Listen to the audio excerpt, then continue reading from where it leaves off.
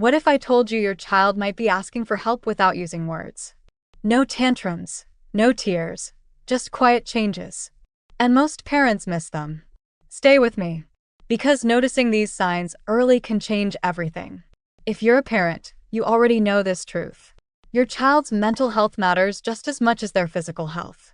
But here's the hard part. Kids don't always say, "Mom, Dad, I'm struggling." Instead, they show you. In small ways, in confusing ways, and sometimes in ways that look like bad behavior. Today, I want to walk beside you and help you notice the signs of mental health struggles in children. Not to scare you, but to empower you. Because when you know what to look for, you can show up sooner and with confidence. Let's start with something many parents notice first but often brush off. One, sudden or extreme behavior changes. Every child has moods. That's normal. But when behavior changes suddenly or dramatically, it's worth looking into too. You might notice more irritability or anger, frequent meltdowns beyond their age, pulling away from family, acting out at school, defiance that feels intense or constant. This isn't about one bad week. This is about a pattern. If your child feels like a different version of themselves for weeks at a time, your attention matters. Ask yourself gently, what might my child be trying to tell me? Now let's talk about something quieter and often overlooked. 2. Emotional shifts that don't seem to pass. Children feel deeply, but emotional struggles linger.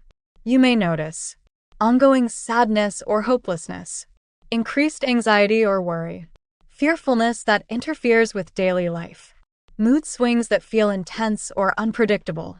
Some kids cry more. Others stop expressing emotions at all. Both matter. If your child seems stuck in one emotional state or overwhelmed by feelings they can't explain, that's a sign worth listening to. You don't need all the answers, you just need to notice. Sometimes mental health struggles don't show up in feelings first. They show up in the body. 3. Physical complaints with no clear cause.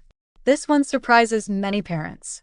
Mental health struggles often show up physically in children. Watch for frequent stomach aches, headaches, nausea before school or events, sudden fatigue, especially when medical tests come back normal.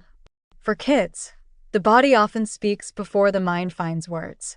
If physical complaints happen regularly and seem tied to stress or change, it's worth exploring what's happening emotionally.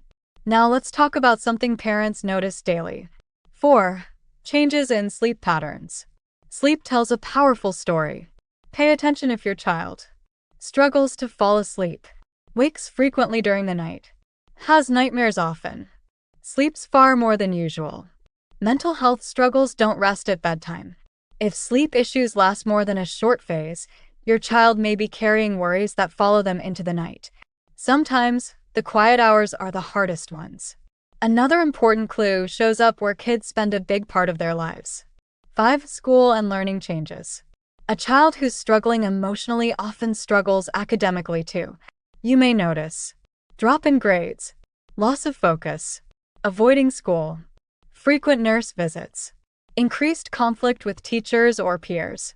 This isn't laziness. This isn't a lack of effort.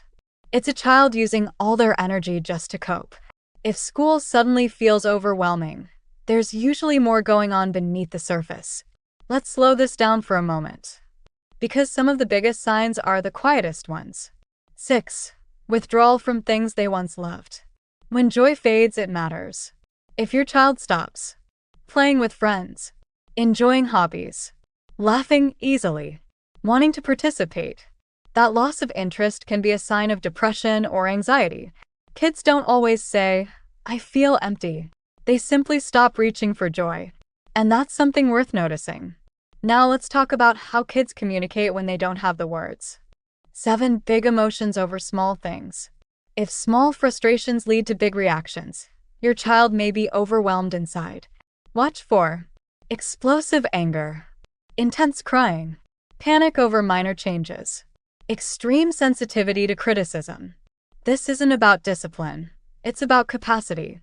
Your child may be carrying more emotional weight than they know how to manage.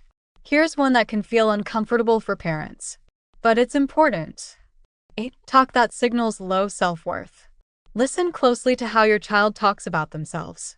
Phrases like, "I'm stupid," "Nobody likes me," "I can't do anything right." These words matter. They tell you how your child sees themselves. And when negative self-talk becomes common, it's often linked to anxiety, depression, or stress. Your reassurance matters more than you know. Now let's talk about something parents often ask. What if I'm overreacting? When should you pay extra attention?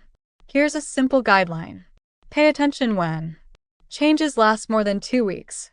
Behaviors interfere with daily life. Your gut tells you something feels off. You know your child, trust that instinct. Noticing doesn't mean labeling, it means caring. So what do you do if you recognize these signs? You don't need to fix everything. Start small. Create space for conversation. Ask open-ended questions. Listen more than you talk. Validate feelings. Seek professional support if needed. Sometimes the most powerful words are, "I'm here. I see you. You're not alone." Let me leave you with this. Your child doesn't need a perfect parent. They need a present one. Mental health struggles in children aren't a parenting failure. They're a call for connection. And by noticing the signs, you're already showing up in one of the most important ways. If this resonated with you, I'd love to hear from you. Leave a comment below. Share it with another parent who might need a little encouragement today. Thanks for watching, and I'll see you next time.